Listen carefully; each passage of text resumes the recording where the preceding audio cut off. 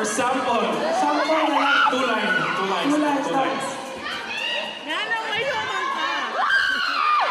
Sige, I want everybody to sing with me. Heavens on my mind, I can't think of the time that you were there. I'm not gonna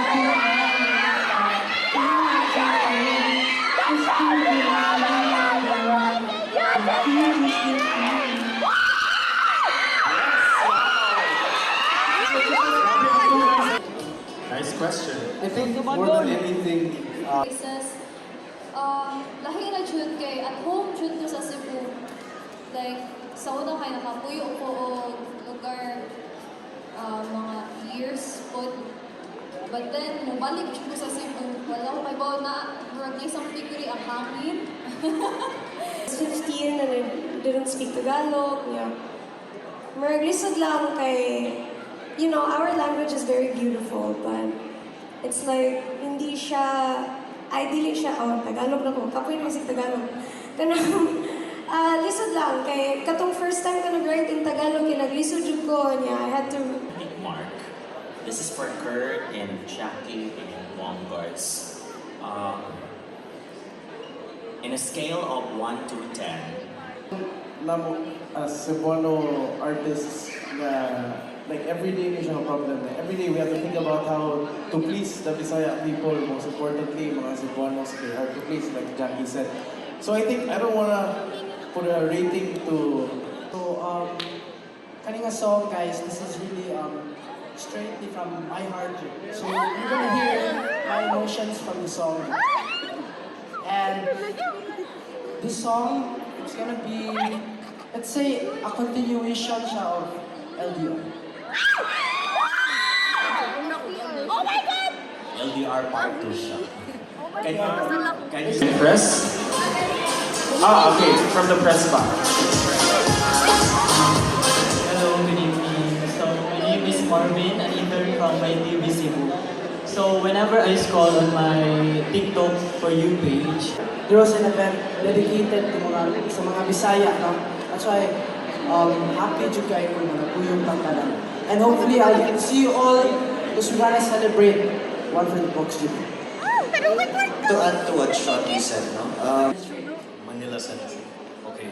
I think ang nakanais was si Love Cebu is a good venue to showcase Cebuano talent. I think we need more of this here in Cebu. Where just like what Kurt said, we'll bring it elsewhere. But yeah, in terms of Manila centric, I don't think we have anything to prove to them.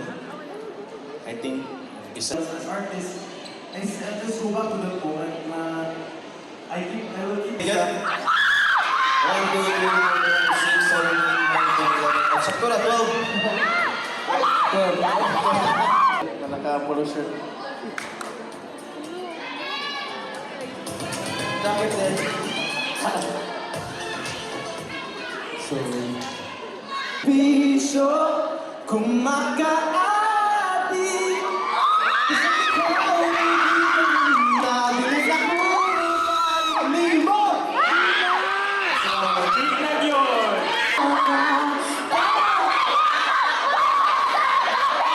Two lines lang yun to ha. 2 lines lang yun.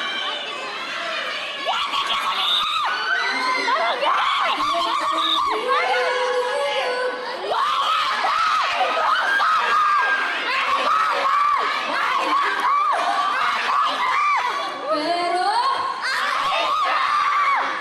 di ba, kamulinan ta. Alright. Souvenirs. Ayala Malls Central Block. Ayala Center Cebu. And Casino Filipino Cebu. Leanne, and of course, MRLD. So before anything else, we would like to have our photo opportunity.